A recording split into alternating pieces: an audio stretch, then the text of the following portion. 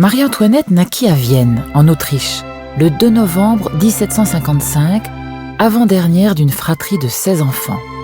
Sa mère, l'impératrice Marie-Thérèse, femme de pouvoir et politicienne respectée, décida du mariage de toutes ses filles. Alors que rien dans son éducation ne prédestinait Marie-Antoinette à régner un jour, son sort fut scellé en accord avec Choiseul, ministre de Louis XV, pour consolider une alliance franco-autrichienne très fragilisée. Le 16 mai 1770, Marie-Antoinette épousa donc à Versailles le dauphin Louis-Auguste, petit-fils de Louis XV et futur Louis XVI. À son arrivée à Versailles, la population loua sa fraîcheur et sa beauté, mais la dauphine eut du mal à s'habituer à sa nouvelle vie, aux médisances de la cour, au libertinage de Louis XV et surtout à l'étiquette et au cérémonial pompeux hérité de Louis XIV.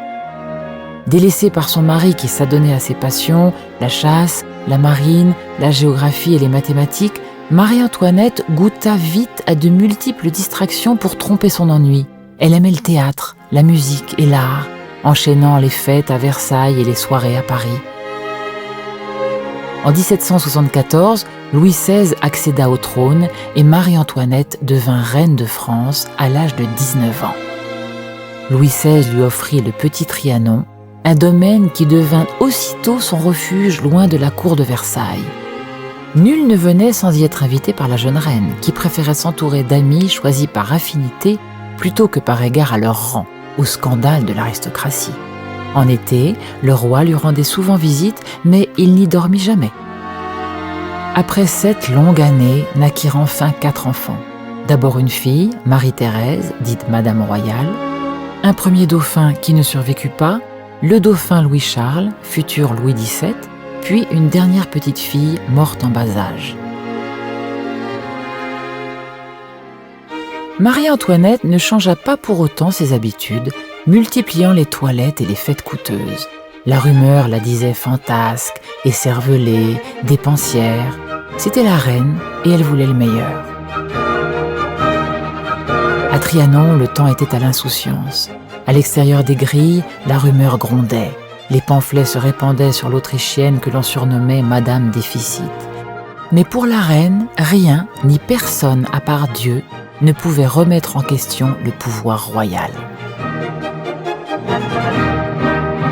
En octobre 1789, quand la famille royale fut conduite de force aux Tuileries, c'est Marie-Antoinette qui fit appel aux monarchies étrangères pour organiser la résistance clandestine. Elle fut aidée par le comte Axel de Fersen, un bel officier suédois qu'elle avait rencontré 15 ans plus tôt. Ensemble, ils organisèrent une évasion qui se solda par un échec à Varennes. Emprisonnée au donjon du Temple avec les siens, elle continua à communiquer avec l'extérieur, mais assista impuissante au départ de Louis XVI, guillotiné le 21 janvier 1793. Transférée à la conciergerie, elle fut condamnée à mort 9 mois après son mari, et le 16 octobre 1793, le couperet de la guillotine la fit entrer dans la légende. Exécuter Marie-Antoinette parce qu'elle était reine, c'était voir en elle l'incarnation de la monarchie. Elle en devint le symbole, une icône de l'histoire de France, un mythe pour les générations futures. Aujourd'hui, Montre-Breguet a rendu possible la restauration de ces lieux afin qu'ils retrouvent leur splendeur d'origine. Le château semble à nouveau habité, comme si la reine venait à peine de le quitter.